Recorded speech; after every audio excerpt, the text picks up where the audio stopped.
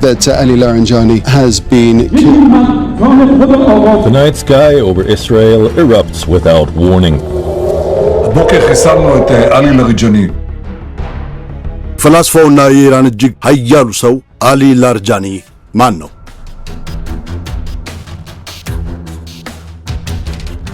በሰሞነኛው የአሜሪካና የጽዮን የኢራን ወረራ ኢራን ምን እያሰበች ነው? ምንስ እያደረገች ነው? የሚለውን ለመመልከት በየነመረቦችን ስትዳስሱ አንድ ፊት ተደጋግሞ ይመጣላችኋል። ይህ ሰው አሊ ላርጃኒ ይባላል። ከአያቶላ መስዋዕት በኋላ የኢራን የከበዱ ስልጣኖች ተሰብስበው መዳፉ ላይ ማረፋቸው ይነገራል። ጥልቅ ሐሳቢ ነውም ይባልለታል። ሰውየው ግን ማን ነው? አሜሪካና ኢራንም በምን ጻፋ ጭንቀት የሚከታተሉት የኢራን ጉልበታም ፖለቲከኛ እንዴት ሊሆን ቻለ? ከሁነኛ ምንጮች ስለ ሰውየው ያሰባሰብናቸውን መረጃዎች ልንነግራችሁ መልካም ፈቃዳችሁ ሆኖልናልና በጥቂት ደቂቃዎች አብራችሁን ሁኑ። ዮናስ ክብረት አብሬያችሁ ነኝ። ለነዋሪዎቿ በፈጣን ሁኔታ ምቹ የሆነች በምትገኘው አዲስ አበባ ያውም እንግሊዝ ኤምባሲ አካባቢ የመኖሪያ አፓርትመንት ቢኖሮት ምንኛ ይደሰታሉ። በጽዱና ነፋሻ ስፍራ ከተማችንን ወለል አድርገው እያዩ የሚንፈላሰሱበት መኖሪያ እነሆ። ሚናሮል አጠገብ በሚገነባው ሕንፃ ከባለ 2 እስከ ባለ 4 መኝታ ቤት ይረከቡ። ለአንድ አባወራ 2 መኪና ማቆሚያ፣ 5 የጋራ መገልገያ ሊፍቶች። የት ታይቶ ያውቃል? 10 ከመቶ ቅድመ ክፍያ ብቻ ነው የሚጠበቅቦት። 50 በመቶ የባንክ ብድር ተመቻችቷል። ለርሶ ለውድ የሳሎን ቲዩብ ቤተሰባችን ደግሞ የ5 በመቶ እውነተኛ ቅናሽ ይደረግሎታል። በ0922 12 83 36 ወይም በ0993 40 66 77 ደውለው ማስታወቂያውን ከሳሎን ቲዩብ መስማቶን ያሳውቁ። ተቃዋሚዎቻቸውን አይታገሱም። በሌላ በኩል ደግሞ ስለ ካንት መጽሐፍትን የጻፉ ፈላስፋ ናቸው። ካንት ታላቅ የጀርመን ፈላስፋ እንደሆነ ይታወቃል። የእስላማዊቷ ሪፐብሊክ ከፍተኛ የደህንነት ባለስልጣን የሆኑት የአሊ ላርጃኒ ጽሑፎችን ለመረዳት አስቸጋሪና ዘርፈ ብዙ ማንነት ያለውን ግለሰብ ምስል ይገልጣሉ ይሏቸዋል። በቅጡ ሰውየውን የተከታተሏቸው አንባቢዎች፣ ተመራማሪዎች እና ታዛቢዎች እንደ አውሮፓውያን ዘመን አቆጣጠር ሰኔ 2009 በወሩ አጋማሽ ላይ በተካሄደው የፕሬዝዳንታዊ ምርጫ ውጤት መጭበርበርን በመቃወም በቴሄራን ዩኒቨርሲቲ አመጽ ተቀሰቀሰ። ቢያንስ 12 ሰዎች ተገደሉ። በወቅቱ የኢራን ፓርላማ አፈ ጉባኤ ሆነው ያገለግሉ የነበሩት አሊ ላርጃኒ ወዲያውኑ የጸጥታ ኃይሎች በተማሪዎቹ ላይ የፈጸሙትን ጥቃት አወገዙ። አልፎ ተርፎም ተማሪዎች ጥቃት የደረሰባቸውን አንዳንድ ቦታዎች ጎብኝተው በሌሊት ተማሪዎች በመኝታ ክፍላቸው እንዴት ጥቃት ሊሰነዘርባቸው እንደቻለ ጠየቁ። ሕግ መከበር እንዳለበትና የአገር ውስጥ ጉዳይ ሚኒስተሩ ለተፈጠረው ነገር ተጠያቂ መሆን እንዳለባቸውም አወጁ። ከ17 ዓመት በኋላ በዚህ ዓመት ጥር ወር ላይ በኢራን ውስጥ ሁከት ሲቀሰቀስ አያቶላ አሊ ኸሜኒ የፕሬዝዳንቱን ስልጣን በመዝለል በወቅቱ የከፍተኛ ብሔራዊ ደህንነት ምክር ቤት ኃላፊ ወደሆኑት ወደ ላርጃኒ ዞሩ። በዚህ ጊዜ ግን ላርጃኒ ምንም ጥያቄ አልነበራቸውም። ላርጃኒ በዚህ ዓመት የተካሄደው የሞሳድ ሰላዮች ተቃውሞ በስኬት እንዲጠናቀቅ በብርታት የመሩት ዋና መሐንዲስ እንደሆኑ በሰፊው ይታመናል። በተለያዩ ግምቶች መሰረት የተወሰኑ ሰላማዊ ሰዎች የተገደሉ ሲሆን ይህም አሜሪካ በእሳቸው ላይ የግል ማዕቀብ እንድትጥል አድርጓታል። ላርጃኒ ተቃዋሚዎቹን በእስራኤል መሪነት እንዳሸባሪ ተንቀሳቅሰዋል ሲሉ ተቃዋሚዎቹን ራሳቸውን ወቅሰዋል።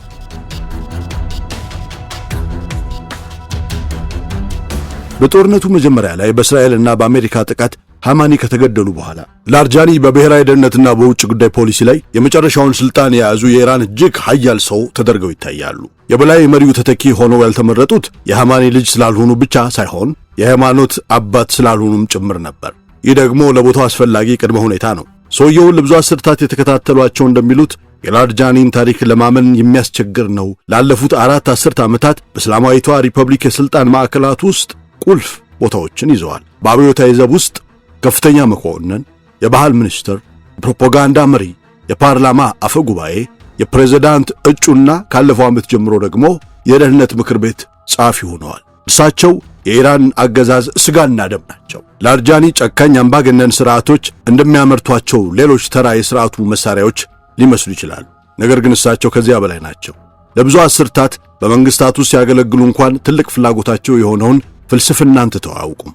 ይህ ቀዝቃዛው ፖለቲከኛ በተመሳሳይ ፈላስፋ፣ በቴሄራን ዩኒቨርሲቲ መምህርና በካንት የሂሳብ ሳይንስ እይታዎች ላይ ኤክስፐርት ናቸው። ከ6 ያላነሱ የፍልስፍና መጻሕፍትንና በርካታ ጽሑፎችንም ጽፈዋል። ድንቅ ሐሳቢ ናቸው ይባልላቸዋል። ይህም የጥናት ሕይወትን ከተግባር ሕይወት ጋር ባልተለመደ ሁኔታ የሚያጣምር ሲሆን በጽሑፎቻቸው ውስጥ ላርጃኒ የምዕራባውያን ፍልስፍና ደንቦችን በመጠቀም ለእስልምናዊ አመለካከታቸው መከላከያ ለማቅረብ ይሞክራሉ ይሏቸዋል። የእሳቸውን ሥራ ማንበብ ግራ የሚያጋባ ተመክሮ ነው የሚሉ ታዛቢዎቻቸው በአንድ በኩል አገሪቱ ዘመናዊና የበለጸገ ማህበረሰብ እንድትሆን የሚመኙ ስለ ሐሳብ ነጻነትና ዲሞክራሲ የሚጽፉ ፕራግማቲክ ሰው ይመስላሉ። በሌላ በኩል ግን ራሳቸውን የሚገልጹት ሃይማኖታዊ ርዕዮተ ዓለማዊ መሪነትን የሚሰብኩ ግልጽ ጠንካራ ሙስሊም ሆነውም ይመጣሉ ይሏቸዋል። ላርጃኒ እውነተኛው ጦርነት በቁሳዊ ሀብት ላይ ሳይሆን በመንፈስ ላይ እንደሆነም ያምናሉ። የምዕራቡን ዓለም ደዌዎች ለይተው በመስታወት ያሳዩዋቸዋል። ይህ መስታወት አንዳንዴ ፈታኝ፣ አንዳንዴ ደግሞ ጠልቅ ጥላቻን የሚቀሰቅስ ሆኗል። የ67 ዓመቱ አሊ ላርጃኒ የተወለዱት እንደ ታሪካዊ ጠላታቸው አሜሪካ በአንድ ወቅት የኢራን ኬኔዲ ቤተሰብ ተብሎ በተገለጸው ቤተሰብ ውስጥ ነው። አባታቸው ከፍተኛ የሺዓ ሃይማኖት አባት ነበሩ። ታላቅ ወንድማቸው ዶክተር መሐመድ ጃቪድ ላርጃኒ በውጭ ጉዳይ ላይ የሐማኒ የቅርብ አማካሪ ነበሩ። መሐመድ ጃቪድ በካሊፎርኒያ ዩኒቨርሲቲ በርክሌይ ሂሳብ የተማሩና ኢንተርኔትን ወደ አገራቸው ለማስተዋወቅ የመጀመሪያውን ፈቃድ ያገኙ ናቸው። ሁለተኛ ወንድማቸው ሰዲቅ ላርጃኒ የኢራንን የፍትህ አካል ለ10 ዓመታት የመሩና ከ2018 ጀምሮ የምክር ቤቱ ሰብሳቢ ሆነው አገልግለዋል። ትንሹ ወንድማቸው ባጌር ላርጃኒ የቀድሞ የጤና ምክትል ሚኒስትር ነበሩ። አሊ ላርጃኒ ራሳቸው የአያቶላ ሩሁላ ሐማኒ የቅርብ ደቀ መዝሙር የነበሩትን የሞርታዝ ሞታሃሪ ልጅ ፋሪዴህን አግብተዋል። ላርጃኒ በ1980ዎቹ በኢራን ኢራቅ ጦርነት ወቅት በአብዮታዊ ዘብ ውስጥ አገልግለው ወደ ብርጋዴር ጀነራልነት አድገዋል። እንደ አውሮፓውያን አቆጣጠር በ1994 የኢራን ራዲዮና ቴሌቪዥን ድርጅት ኃላፊ ሆነው ሲሾሙ ለ11 ዓመታት የኢራንን ፕሮፓጋንዳ መሳሪያ ተቆጣጥረው አስፋፍተዋል። ጥበብ እውነትን የመፈለጊያ መሳሪያ መሆን እንዳለበት ሲከራከሩም የጥበብ አቅጣጫ ወደ ልዕልና መሆን አለበት ይላሉ። የባህልና የመገናኛ ብዙሃን የሰውን ንቃተ ህሊና የመቀየር ኃይል እንዳላቸው የተረዱት አሊ ባህላዊ ለውጥ በኃይል ሊጫን አይችልም፣ ከልክ ያለፈ ጥብቅነት ከፍተኛ ተቃውሞ ያስከትላልና ብለዋል። ይሁን እንጂ በእሳቸው አመራር ስር ብሔራዊ የቴሌቪዥን ጣቢያ ተራማጅ ምሁራንንና ያገዛዙ ተቺዎች ላይ ጥቃት የሚሰነዘርባቸውን ፕሮግራሞች ያዘጋጅ ነበር። ለ3 ተከታታይ የሥራ ዘመናት የፓርላማ አፈ ጉባኤ ሆነው ሲያገለግሉ የኒውክሌር ስምምነቱ በፓርላማ እንዲጸድቅ አድርገዋል። በተመሳሳይ ግን ሥርዓቱን ለማዳከም የሚሞክሩ ግለሰቦች ላይ የሚደረገውን ጭቆና አጥብቀዋል። ይህ አካሄዳቸው ተግባራዊ ወግ አጥባቂ የሚል ስም አሰጥቷቸዋል።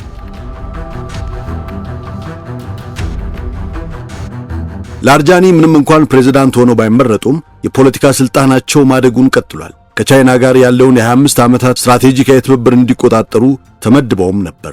ብዙ ጊዜ ወደ ሞስኮ በመጓዝ ከቭላዲሚር ፑቲን ጋርም ተገናኝተዋል። በአሁኑ ጦርነት ላርጃኒ ያገዛዙ ቁልፍ ሰው ሆነው ራሳቸውን አቁመዋል። በኤክስ ገጻቸው ላይ ትራምፕን በቀጥታ ይሞግታሉ። ትራምፕ የኔታንያሁ ክላውን ጨዋታ ሰለባ በመሆን የአሜሪካን ሕዝብ ወደ ኢፍትሐዊ ጦርነት ጎትተዋል ሲሉ ጽፈዋል። በዚህ ሳምንት ደግሞ ትራምፕን በይፋ አስፈራርተዋል። የኢራን ሕዝብ ያንተን ዛቻ አይፈራም፣ ተጠንቀቅ፣ ያለበለዚያ የምትወገደው አንተ ትሆናለህ ብለዋቸዋል። ፕሌቶ በሪፐብሊክ መጽሐፍ ውስጥ ፍጹም የሆነችውን አገር ሲገልጽ መሪዋ ፈላስፋ መሆን አለበት ይላል። ዘ ፊሎሶፈር ኪንግ። በታሪክ ውስጥ ጥቂት ፈላስፋ ነገሥታት ነበሩ። ላርጃኒ ግን የሚመስሉት ማካቬሌ የገለጸውን አይነት ፈላስፋ ልዑል ሳይሆን አልቀረም። ስልጣኑን ለማቆየት ማንኛውንም ዋጋ የሚከፍል አይነት መሪ። የኢራን ኬኔዲዎች የኢራን የእውቀት ማዕከል መሆናቸውን ማየት አስገራሚ ነው። የሃይማኖት አባት የሆኑት ሰዲቅ እንኳን የምዕራባውያንን ፍልስፍና ጥናት ምሩቅ ናቸው። በቋንቋ ፍልስፍና፣ በሥነ ምግባር ፍልስፍናና በአናሊቲካል ፍልስፍና ላይ መጽሐፍትን የጻፉ ሲሆኑ የፈላስፋዎቹ የካርል ፖፐርንና የጆፍሪ ዋርኖክን ሥራዎችም ተርጉመዋል። አሊ ላርጃኒ በኢራን በዘርፉ እጅግ ከፍተኛ ግምት በሚሰጠው የሻሪፍ የቴክኖሎጂ ዩኒቨርሲቲ በሂሳብና በኮምፒውተር ሳይንስ የመጀመሪያ ዲግሪያቸውን ወስደዋል። ከዚያም አቅጣጫ በመቀየር የማስተርስና የዶክትሬት ትምህርታቸውን በፍልስፍና ተከታትለዋል። የዶክትሬት ጥናታቸውን የጻፉት በኢማኑኤል ካንት የሂሳብ ፍልስፍና ላይ ነው። በመቀጠልም ስለ ካንት 3 መጻሕፍትን እንዲሁም ስለ ፖለቲካል ፍልስፍናና አስተዳደር ሌሎች መጻሕፍትን አሳትመዋል። በተጨማሪም በፋርስ የምርምር መጽሔቶች ላይ የታተሙ በርካታ ምሁራዊ ጽሑፎችን አበርክተዋል። የላርጃኒ የካንት ምርጫ የኢራን መሪ ከወጣበት የስልጣኔዎች ግጭት አንጻር ሊመረመር ይችላል። የ1979 አብዮት በዘመናዊው ዘመን ለመጀመሪያ ጊዜ በሃይማኖታዊ ሕጎች ላይ የተመሰረተ የመንግስት ሥርዓት የተመሰረተበት ነበር። የአብዮቱ ደጋፊዎች እስልምናን ለዘመናዊ ዓለም ተግባራዊ ሊሆን የሚችል የፍልስፍና አማራጭ ማቅረብ የሚችል የተሟላ ርዕዮተ ዓለም አድርገው ለማቅረብ ሞክረዋል። ብዙ ምሁራንም የእስላማዊቷን ሪፐብሊክ የዓለም እይታ በመቅረጽ ረገድ ማዕከላዊ ሚና ተጫውተዋል። እይታው የምዕራባውያን ስልጣኔ እንደ ባዕድነትና ብቸኝነት ካሉ ጉዳዮች ጋር እየታገሉ ወደ መፈራረሻው ነጥብ ደርሷል የሚል ነው። ብቸኛው መፍትሄም የምዕራቡን ዓለም ግለኝነትና ሰብአዊነት መተው፣ መጠራጠሩን መካድና የዘመናዊነትን ያረጀ ዛፍ ከነስሩ መንቀል እንደሆነ ተከራክሯል። ኢራን ዝም ብላ የአያቶላዎች ካርቱን የሆነች ሀገር አይደለችም ሲሉ ቦርጀርዲ የተባሉ አንድ ላርጃኒን ያጠኑ ታዛቢ ያስረዳሉ። እዚያ በእውቀት ተኮር ርዕሰ ጉዳዮች ላይ ጥልቅ ውይይቶች አሉ። በኢራን ያሉ ሰዎች የባህልን ቦታና ከምዕራቡ ዓለም ምን ሊማሩ እንደሚችሉ ለመረዳት ይሞክራሉ። እዚያ ያሉ የዩኒቨርሲቲ ምሩቃን የምዕራቡን ፍልስፍና ዋና ዋና ጽሑፎች እንዲያነቡም ይጠበቅባቸዋል ይላሉ። በኢራን ያለው ግንዛቤ እስላማዊ ፍልስፍናን ለመረዳትና ለማሳደግ የምዕራባውያን ፍልስፍና መታወቅ አለበት የሚል ነው የሚሉት ፕሮፌሰሩ 1979 አብዮት መሪ ኮማኒ ራሳቸው ፕሌቶን፣ አርስቶትልን አጥንተዋል። የእሳቸው የሃይማኖት መሪ እሳቤ የፕሌቶ ፈላስፋ ንጉሥ አንድ ገጽ ነው ሲሉም አክለዋል። ይሁን እንጂ ላርጃኒ ምርምራቸውን በተለይ በካንት ላይ ለማድረግ የወሰኑት ውሳኔ በራሱ ግልጽ አይደለም። የካንት ሂሳዊ አስተሳሰብ የአብርሆት አዋጅ ነጋሪ ሲሆን ፍልስፍናውም ከዓለማዊነት ጋር የተቆራኘና መሠረታዊነትን በግልጽ የሚቃወም ነው። ካንት የእስላማዊው አብዮት ለተቃውሞ ንቅናቄ እጅግ አስፈላጊው ፈላስፋ ነው። ላርጃኒ ከሱ ጋር ምሁራዊ ወግ ለማድረግና በሱም በኩል አንዳች የፈላስፋነት ማዕረግ ማግኘትን መርጠዋል። በቴል አቪቭ ዩኒቨርሲቲ የፍልስፍና ትምህርት ክፍል መምህር የሆኑት ኦፈር ሬክተር ላርጃኒ የሰለጠኑት በሂሳብ ሊቅነት ነው። በካንት ዘንድ ደግሞ በሂሳብ በሥነ ምግባርና በቴዎሎጂ መካከል ግንኙነት አለ ይላሉ። ጥቂት ምሁራን ብቻ ናቸው ግን ይህንን ግንኙነት የነኩት የሚሉት መምህሩ ለሂሳብ ፈላስፋዎች ብቻ ትኩረት በሚሰጡ አንዱ የካንት የቀድሞ ጽሑፍ ውስጥ ካንት በቴዎሎጂ ውስጥ እንደ ሂሳብ ሁሉ እርግጠኝነት ይቻላል ወይ ለሚለው ጥያቄ መልስ ሰጥቷል። ይቻላል ብሎም ተከራክረዋል ሲሉ የላርጃኒን የእውቀት ልክ ይመሰክራሉ።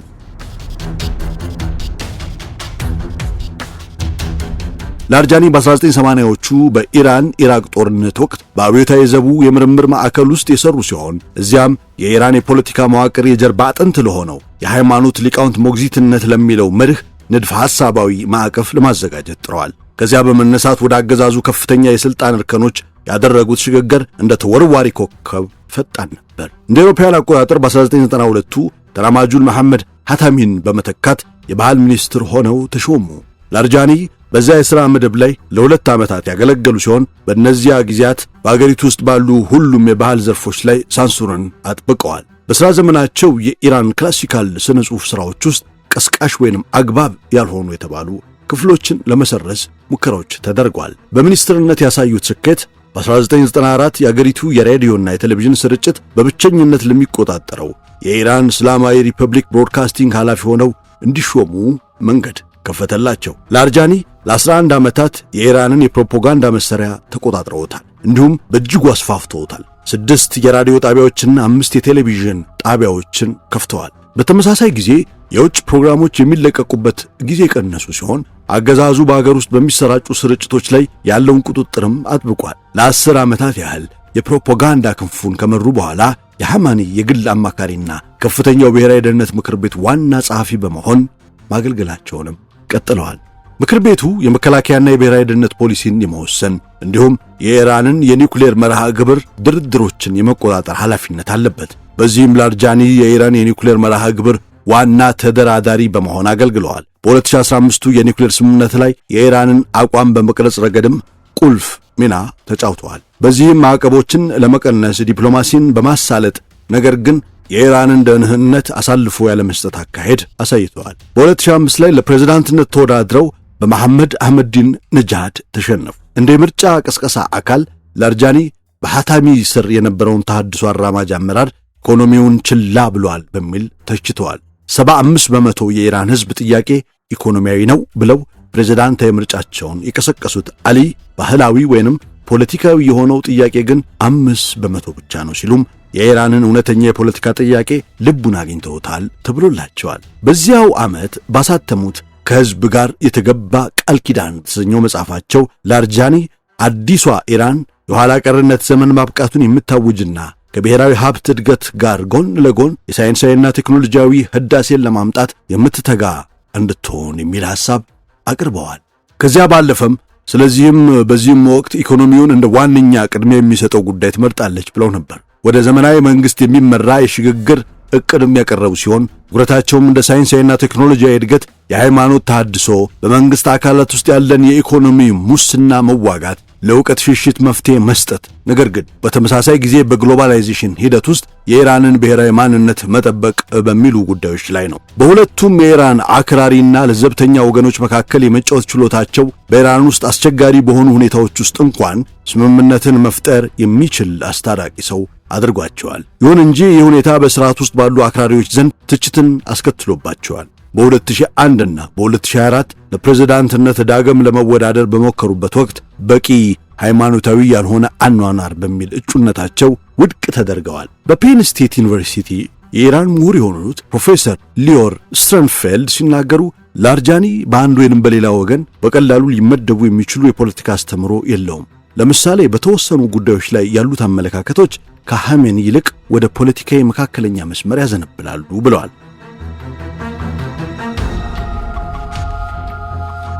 ፕሬዝዳንት ሆነው ባይመረጡም እንኳን የፖለቲካ ስልጣናቸው ግን ማደጉ ቀጥሏል። በ2021 በቢሊየን የሚቆጠር ዶላር ግምት ካለው ከቻይና ጋር ከተደረገው የ25 ዓመታት ስትራቴጂካዊ ትብብር ስምምነት ጋር የተያያዙ ድርድሮችን እንዲቆጣጠሩ የተመደቡት አሊ ላርጃኒ ባለፉት ዓመታት የበላይ መሪው የሐማኒ ልዩ መልእክተኛ በመሆን ብዙ ጊዜ ወደ ሞስኮ ተጉዘው ከቭላዲሚር ፑቲን ጋር ተወያይተዋል። ይህም በአገራቱ መካከል ያለውን የጠበቀ ግንኙነት እንዲቀጥል መንገድ ከፍቷል። በተጨማሪም የሐሜኒ መልእክተኛ በመሆን ደማስቆና ቤይሩት ተጉዘዋል። ከ2020 ጀምሮ ፓርላማውን የሚቆጣጠረውና ሕጎችን እንዲሁም የምርጫ እጩዎችን ውድቅ የማድረግ ሥልጣን ያለው ኃይል የመንግሥት አካል የሆነው ምክር ቤት አባል ሆነውም አገልግለዋል።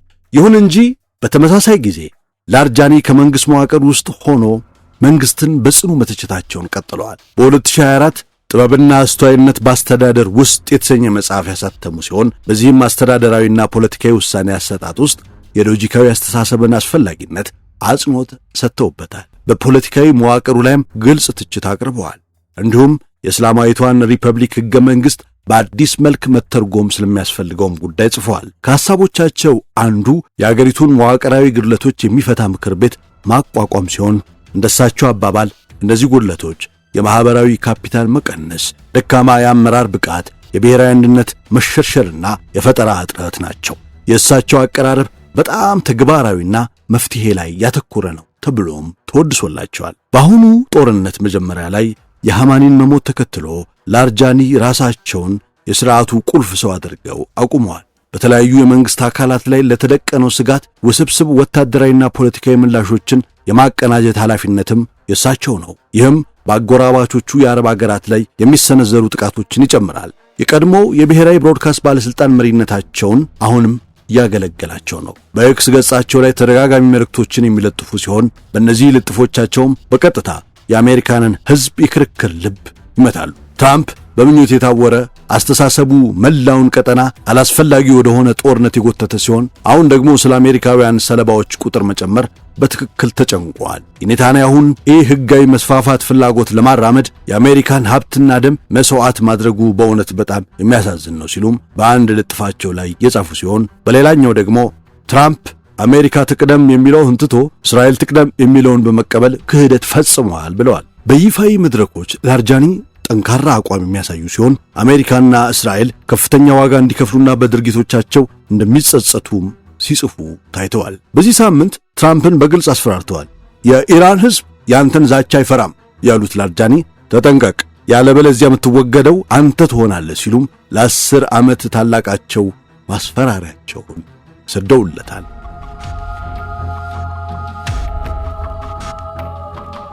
ፕሌቶ ሪፐብሊክ በተሰኘው ሥራው ውስጥ ካሊፖሊስ ብሎ የጠራትን ፍጹም ሀገር ገልጿል። ይህቺ ፍጹም ማህበረሰብ ብቻ ናት የሀገራትን መከራ የምታበቃው ሲል ተከራክሯል። ካሊፖሊስን ከሌሎች ሀገራት የሚለያት አንድ ነገር ነው። የአገሪቱ መሪ ፈላስፋ ሲሆን ብቻ ይኸውም የፖለቲካ ሥልጣንና ፍልስፍናን በአንድ እጅ ውስጥ ይገባሉ ማለት ነው። በታሪክ ውስጥ እንደዚህ አይነት ፈላስፋ ነገሥታት ጥቂት ምሳሌዎች ነበሩ። ታላቁ እስክንድር በአርስቶትል የተማረና ታላቅ ስኬት የተቀዳጀ ሲሆን አማካሪውም አርስቶትል ነበር። ሜዲቴሽንስ የተሰኘ የማይሞት ሥራ ደራሲ የሆነው ማርክስ አውሬሊዮስ በሮማ ታሪክ ውስጥ ካሉ ምርጥ ነገሥታት አንዱ ተደርጎ ይቆጠራል። ፐርሺያን ወደ ታላቅነት የቀየረውና በአውሮፓ ታሪክ ውስጥ ተደማጭ ከሆኑ ነገሥታት አንዱ የሆነው ታላቁ ፍሬድሪክም የፍልስፍና ድርሰቶችን ጽፏል። በ20ኛው ክፍለ ዘመን ደግሞ የፍልስፍና መምህር የነበሩት ከ1918 ጀምሮ የመጀመሪያው የቼኮስሎቫኪያ ፕሬዝዳንት ሆነው ያገለገሉት ፕሮፌሰር ቶማስ ማስራኪ ጎልተው ይታያሉ። ነገር ግን ከጥቂት አጋጣሚዎች በስተቀር ፈላስፎች ከስልጣን ክበብ ውስጥ ሙሉ በሙሉ ወጥተዋል። ይሁን እንጂ በአሁኑ ጦርነት ውስጥ አንዱ ማዕከላዊ ተዋናይ በፖለቲካ ረገድ ኃያል የሆነ ፈላስፋ ሆኖ ተገኝቷል። እርሱም አሊ ላርጃኒ ሆኗል። እናም የዚህ ፈላስፋ ግብ ፕላቶ እንዳለው የአገራት መከራ ያበቃ ዘንድ አሜሪካንን ቢቻል ወደ ልቦናዋ መመለስ ይመስላል። ፈላስፋው ባሩክ ስፒኖዛ በአንድ ግለሰብ በጎነት ወይንም ጥበብ ላይ የሚመሰረትን የፖለቲካ ሥርዓት ተቃውሟል። አገር በአንድ ሰው ጥበብ ላይ መመስረት የለባትም ሲልም ተከራክሯል። ይልቁንም ፖለቲካዊ ተቋማት ሰዎች በምክንያት ሳይሆን በስሜት በፍርሃትና በግል ጥቅም በሚነሳሱበት ጊዜም እንኳ በጥሩ ሁኔታ እንዲሰሩ ተደርገው መዋቀር አለባቸው ብሏል። ስለዚህ ካሊፖሊስ በደማቅ መሪ ላይ ሳይሆን ስልጣንን በምክንያታዊነት በሚያደራጁና የተወሰነ ነጻነትና መረጋጋት በሚፈቅዱ ተቋማትና ሕጎች ላይ ትመሰረታለች። ፖፐር በበኩሉ በፖለቲካ ውስጥ ዋነኛው ጥያቄ ማን መግዛት አለበት የሚለው ሳይሆን መጥፎ ወይም ብቃት የሌላቸው መሪዎች ብዙ ጉዳት እንዳያደርሱ ተቋማትን እንዴት መገንባት ይቻላል የሚለው ነው ሲል ተከራክሯል። የፈላስፋ ንጉሥ ሐሳብ እንደ ፖፐር አባባል በፖለቲካ ፍልስፍና ውስጥ ያለ የአምባገነንነት ወግ አካል ነው። በሊቃውንት አገዛዝ ፈንታ የሥልጣን ክፍፍልን፣ የሕዝብ ቁጥጥርንና መንግሥትን ያለ ዓመፅ የመቀየር ዕድልን የያዘ ዲሞክራሲያዊ መዋቅርን አጽንዖት ሰጥቷል። እንደዚህ ያለ በአንጻራዊ ሁኔታ ጠንካራ የሆነ መዋቅር አሁንም በእስራኤል ውስጥ ይገኛል። ውጤቱም ከኢራን ጋር ሲነጻጸር በነፍስ ወከፍ ገቢ አሃዝ ወይንም አሁን ባለው ወታደራዊ ዘመቻ ውስጥ በሚታየው የኃይል ሚዛን ላይ ይታያል። ይህ የእስራኤል መዋቅር በመንገዳቸው ጽድቅ በሚያምኑ ርዕዮተ ዓለም አራማጆችና በአይሁድ የሃይማኖት አባቶች እየፈረሰ ይገኛል።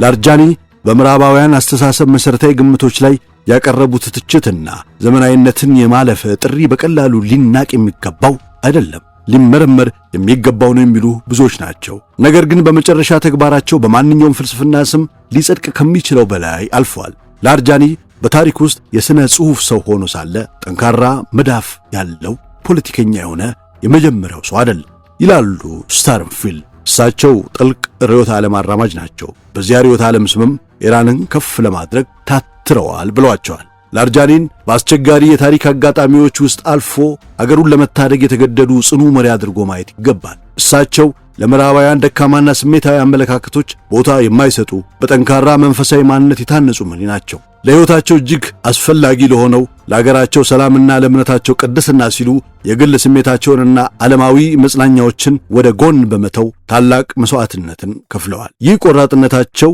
የሚወደውን ልጁን ለፈጣሪው ትእዛዝ ሲል ለመሰዋት ዝግጁ ከነበረው ፍጹም ታዛዥነትን ካሳየው ከአብርሃም ጋር ይመሳሰላል ይሏቸዋል። አብርሃም በእምነቱ ላይ ጥርጣሬ እንዳልነበረው ሁሉ ላርጃኒም የአገሩን ሕልውና ለመጠበቅ በሚወሰዱት እርምጃ ላይ ቅንጣት ታህል ድንጋጤም ጥርጣሬም የለባቸውም። መጽሐፉ እንደሚለው አብርሃም ቢላዋውን ለማሳረፍ እስከ መጨረሻው ሄደው በልቡ ያለውን ፍጹም እምነት ለማሳየት ነበረ።